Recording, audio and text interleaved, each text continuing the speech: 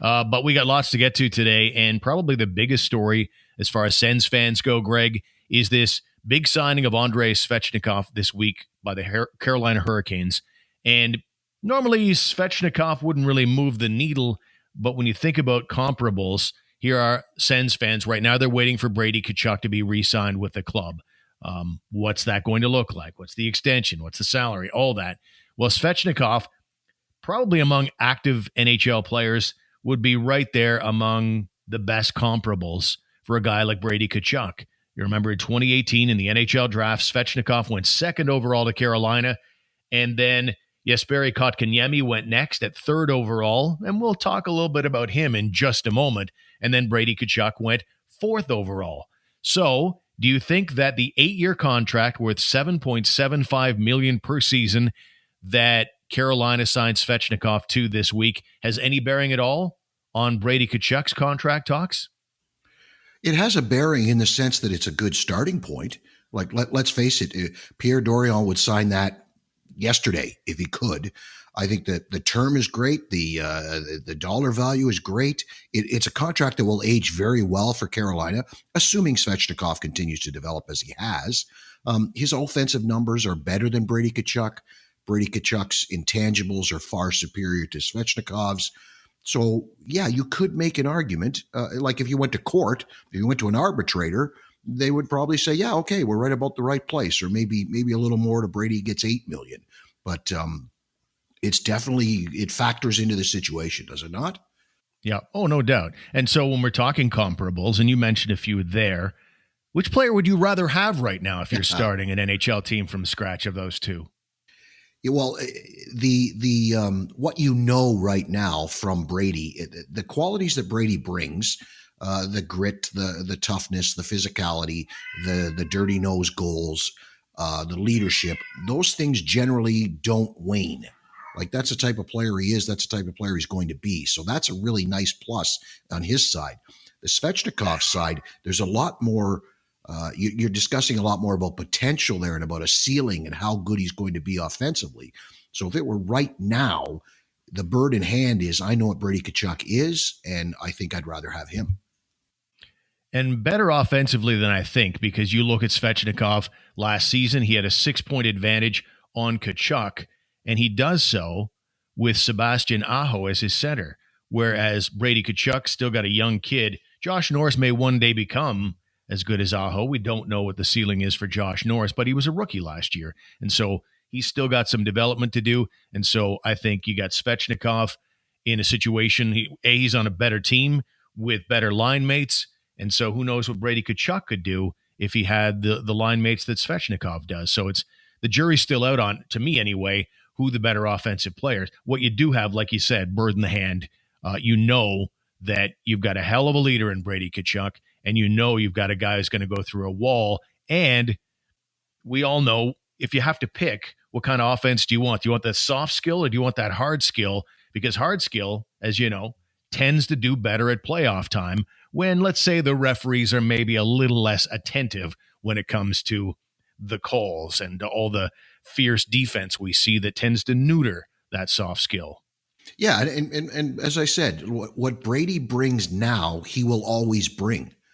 What Svechnikov brings now, who knows what the ceiling is, or who knows if he's already hit the ceiling. Like you don't know when you're dealing with more of a skill player, a finesse player, a point producer, whether he's going to continue to climb or if he's where he's going to be. I think you can safely say that Brady's only going to get better, as you say, when his line mates, more experience, maybe even better quality players to play with, he will get better. He will produce offensively. So is it a good barometer for the Senators? It certainly is. It's a good starting point. And as I said, Pierre would sign that in a minute. I do think it's going to be a little more money. I don't know about term because, as we've said all along, if I'm Brady Tkachuk, I'm going for a bridge deal here. Yeah, I think that the circumstances are such where Svechnikov is in a mode of full-on trust, feels good about the organization, where it's headed, their chance to win now and moving into the future. I think Brady Tkachuk's probably just a bee's nest of thoughts because he's had to sit through the last 3 years. Not sit through, but he's been around the last 3 years where this rebuild has been happening. And I think you can only be human. You'd only be human to sit back and go, is this a scenario where this thing has been done because you wanted to make the team better, this rebuild, or is it just a cost-cutting measure? And these last 3 years, he's witnessed it all, right back to his first training camp when Erik Karlsson got moved out, and that was kind of the start of it, as we know. So he comes out on the other side of it, unlike Svechnikov, who's probably trusting everything. He's probably not sure what his personal, professional lot in life is going to be with the organization. Is he going to be traded away like Mark Stone was? And by the way, he's got the same agent that Mark Stone, J.G. Pageau, and Erik Karlsson have. So the agent's probably getting in his ear and saying, you got to be worried about this down the road. So there's a lot of intangibles when it comes down to Brady Tkachuk, I guess. Yeah, and don't forget he's got a brother to compare to too. He's got a father offering advice who played in the league for a long time. There are many more factors involved, I think, than in the Svechnikov deal, or even in the other deals that still need to be done. Rasmus Dahlin, Quinn Hughes, Elias Peterson or Pedersen or Elias or however you pronounce it. He needs a new deal. Even Nolan Patrick, who just got traded, you could probably lump him in there too. So there's other factors out there besides just, Svechnikov's done. We know what we need. Boom. And then, of course, the Kotkaniemi deal, that factors in too. He's considerably less than both of them in the dollar figure here. Yeah, I mean, Kotkaniemi is the creamy center, as mentioned off the top. He was the third overall pick in the 2018 NHL draft between Svechnikov and Tkachuk.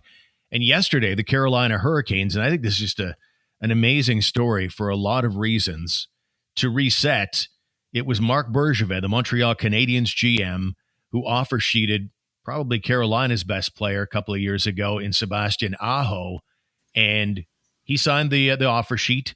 Carolina matched it, and life moves on. However, now you got Kotkaniemi that's a restricted free agent like Svechnikov and Tkachuk, and Carolina decides, you know what? Revenge is a dish best served cold, and they offer sheeted him, and Kotkaniemi signed it. It's a 1-year deal worth $6.1 million. And I'm going to be very fascinated to see what it is that Marc Bergevin decides to do with this particular player. Let's first get your reaction on the offer sheet. I think it's hilarious. Just priceless, isn't it? And the signing bonus is $20, which just happens to be Aho's number, right? Definitely, there's a revenge factor involved here, but in a Carolina situation, it makes sense. He's a decent enough player. Unfortunately, if Montreal chooses not to match, you're giving up a first and a third in the 2022 summer draft. That's a steep price to pay. And the other side of the coin is you've signed him come next season. That's only a 1-year deal. So come next to the end of the season, you need to qualify him at that dollar amount, at 6.1 again. So I don't know. Like if you're Montreal, are you matching that? You've got to pay Suzuki eventually. You're over the cap if you do match it. You're over the cap and got to do some finagling. So how about you? If you're Montreal, are you matching that? Boy, that's a tough one. I mean, it's so hard because you're 3 years in, you don't know exactly what the player's going to be yet. Kotkaniemi has shown stretches where he looks very much like a first-round draft pick, and has other stretches where you say, oh my God, you should have taken Tkachuk all day long. You know what? I still think that even when Kotkaniemi is going good. I think that I'd probably be inclined to go ahead and let him go because I just think that, you're effectively tying yourself to this guy for 2 years at $12 million.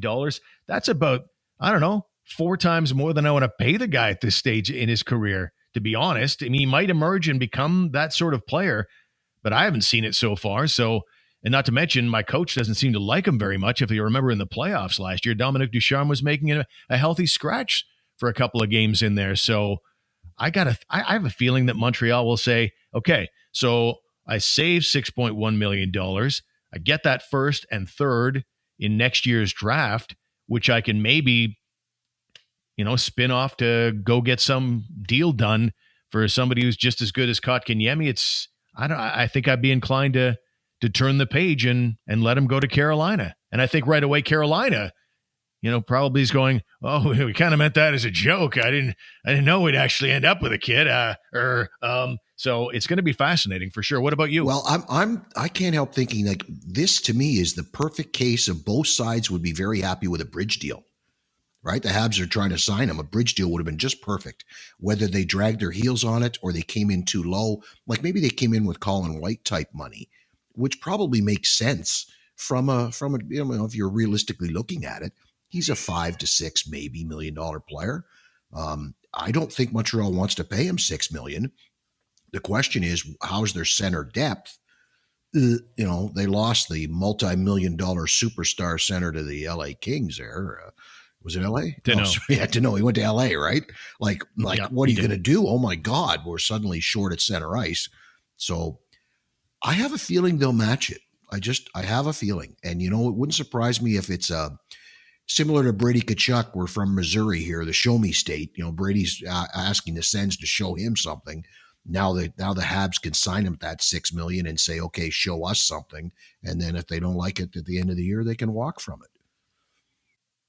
There sure has been a lot of back and forth on it. I threw it out there as a poll today. So some of the feedback we have from the poll. Graham Fortledge writes, you match, you don't let a third overall pick walk away. Montreal's damned if they do and damned if they don't. Steve McGeorge says, maybe let him go, then offer sheet Tkachuk instead. Hey, none of that now. When you start to think about that now, there's an opportunity. I think I mentioned this in a previous podcast. There's an opportunity here for Bergevin, like he says, let Kotkaniemi go, save the dough, and then maybe right the wrong from the 2018 draft. I would hope that wouldn't be the case. That'd be really bad news if you're a Sens fan. If anybody came calling for Tkachuk with a big number, I don't know. It'd be interesting to see how that would play out. A couple more here. The thing is, the Habs don't have a center to replace Kotkaniemi, so if they take the picks, they'll still have to go out and trade for a center. So it is hardly ideal. And Michael Hammond writes, picks, Kotkaniemi was never the right choice. The Habs missed out on Tkachuk, and now they're paying the price. And one more here. Walter writes, you take the picks, you use the money saved and the picks in a trade for Jack Eichel. Few people had the Jack Eichel take. What do you think about that angle? Well, I think Buffalo's probably gotten to the stage now where they can't afford to be picky. If they don't want to trade him to a division rival, I don't know that they've got that card to play anymore. Suitors are dropping off as far as people who are interested in him. That might be it might work. I don't know that Eichel would want to go to Montreal, but yeah, he'd be a nice fit there, wouldn't he? He would certainly work out for them. I don't know what kind of package they could put together. Yes, a first and a third, but from what that's another thing. Buffalo would have to lower their asking price.